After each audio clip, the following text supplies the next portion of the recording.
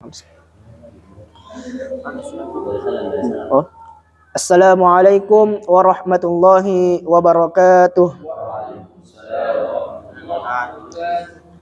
Alhamdulillah rabbil alamin, wassalatu wassalamu ala asyrafil anbiya'i wal mursalin sayyidina Muhammadin wa ala alihi wa ashabihi ajma'in, amma ba'd. Puji syukur kita panjatkan atas hadirat Allah Subhanahu wa taala, karena Allah masih memberikan kita nikmatnya sehingga kita masih bisa berkumpul di tempat yang penuh mubarakah ini. Kemudian salawat beserta salam tak lupa kita kirimkan kepada junjungan Nabiullah Muhammad sallallahu alaihi wasallam. Nabi yang membawa umatnya dari alam kegelapan menuju alam yang terang benderang. Baik, selanjutnya hadis yang keempat. An Abi Darda radhiyallahu an qala sami'tu Rasulullah sallallahu alaihi wasallam yaqulu ma min salasatin fi qaryatin wala badawin la tuqamu fihimus salatu illa istahwaza alaihimus syaitanu fa alaikum bil jama'ati fa innama ya'kulu az-zi'bu minal ghanamil qasiyah. Artinya, dari Sayyidina Abu Darda radhiyallahu anhu, ia berkata, aku mendengar baginda Rasulullah sallallahu alaihi wasallam bersabda, tidak ada 3 orang yang tinggal di sebuah kampung atau di suatu padang sahara dan mereka tidak mengadakan salat berjamaah kecuali setan akan menguasai mereka. Maka berjamaahlah kalian, sesungguhnya serigala hanya memakan kambing yang terpisah dari kelompoknya. Sesungguhnya serigala bagi manusia adalah setan. Jika ia sendirian, setan akan memangsanya. Hadis riwayat Ahmad, Abu Daud, Nasai, Ibnu Khuzaimah, dan Ibnu Hibban dari kitab At-Targhib. Faidah. Hadis di atas menjelaskan bahwa meskipun hanya ada 3 orang yang sibuk bekerja di suatu kebun, hendaklah mereka mendirikan salat berjamaah. Bahkan walaupun hanya ada 2 orang, salat berjamaah lebih baik bagi mereka. Pada umumnya, para petani meninggalkan salat dengan alasan sibuk bertani, dan mereka yang merasa mengerti agama pun salat sendirian. Padahal, jika para petani itu berkumpul di suatu tempat, mereka tentu dapat menyelenggarakan jamaah besar dan menghasilkan pahala yang lebih besar. Untuk mendapatkan sedikit uang saja, mereka mau bersusah payah tanpa mempedulikan hujan, panas, dingin, dan sebagainya. Sayang, mereka rela menyanyiakan pahala yang sangat besar tanpa merasa rugi sedikit pun. Jika mereka sholat berjamaah di tengah padang, pahalanya akan jauh lebih besar. Disebutkan dalam hadis bahwa pahalanya mencapai 50 sholat. Dinyatakan dalam sebuah hadis bahwa seorang penggembala kambing, baik di gunung maupun di tengah padang, yang mengumandangkan azan dan mendirikan sholat, Allah Subhanahu wa taala sangat menyukainya, dan Allah Subhanahu wa taala membanggakan mereka di hadapan para malaikat. Lihatlah hambaku yang menyerukan azan, lalu ia mendirikan salat. Ini semua karena rasa takutnya kepadaku. Sungguh aku telah mengampuninya dan aku memutuskan untuk memasukkannya ke dalam surga. Dari kitab Mishkat. Kemudian selanjutnya, kepentingan salat fardu dibandingkan dengan salat sunnah. Hadis kelima.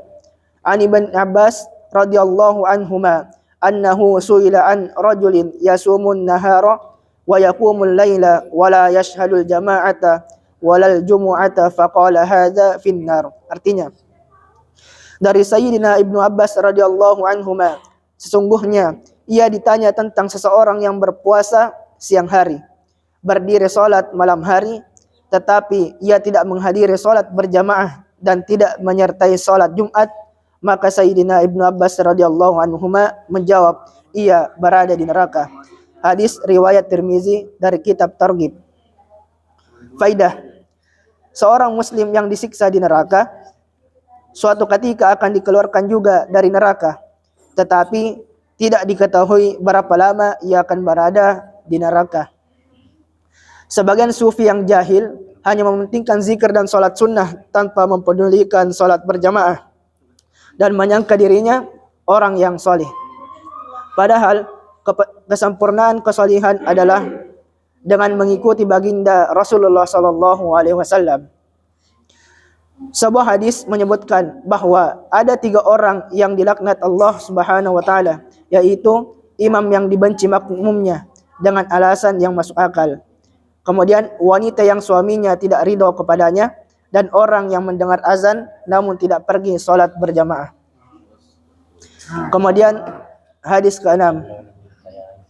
Ukhraja Banu Mardawaihi an Ka'bin al-Hibri qala والذي أنزل التوراة على موسى والإنجيل على عيسى والزبور على داود والفرقان على محمد صلى الله عليه وسلم أنزلت هذه الآيات في الصلوات المكتوبات حيث ينادى بهن يوم يكشف عن ساق إلى قوله وهو سالمون الصلوات الخمس إذا نودي بها.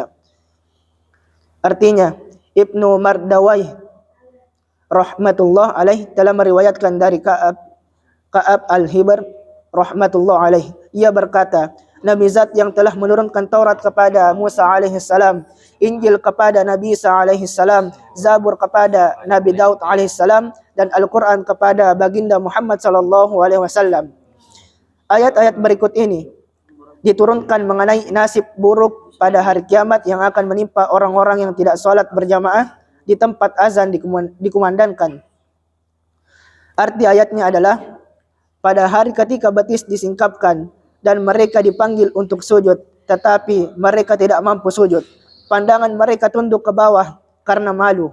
Mereka diselubungi kehinaan, dan sungguh semasa di dunia mereka disuruh untuk sujud, sedangkan mereka ketika itu dalam keadaan sehat walafiat, tetapi mereka enggan bersujud. Quran surah Al-Qalam ayat 42 sampai 43. Hadis riwayat Baihaqi dari kitab Durrul Mansur.